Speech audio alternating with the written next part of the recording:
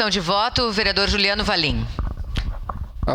Presidenta, reforçando a questão desse regimento de urgência, estou bastante preocupado.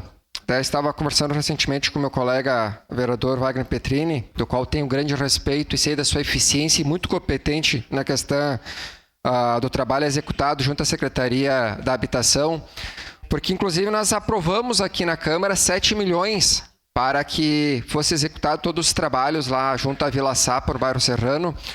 Espero que hoje ou nos próximos dias possamos ter notícias de fato concretas, porque ontem, inclusive, eu recebi ligações, o meu assessor aqui, o Beto, recebeu ligações, eu sendo cobrado e firmemente, dizendo assim, mas vai ficar na promessa mais um prefeito, mais um vereador que veio só tirar fotos aqui? Eu disse, não vai ficar só na promessa. Porque o secretário Wagner Petrini é super eficiente e competente, não vai deixar o nome na reta e nem esse vereador. Eu não sou mais um, porque o meu trabalho tem início, meio e fim. Então eu acredito sim que antes de outubro esse trabalho vai ser realizado. Mas estou muito preocupado sim, porque tudo é catástrofe. É chuva e os dias estão passando.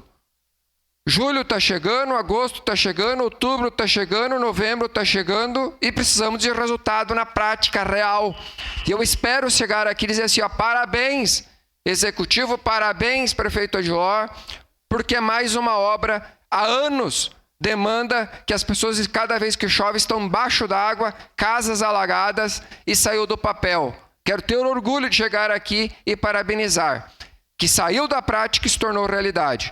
Voto sim favorável a esse pedido de informação, esse requerimento, e reforço o pedido de apoio dos demais colegas vereadores. Muito obrigado.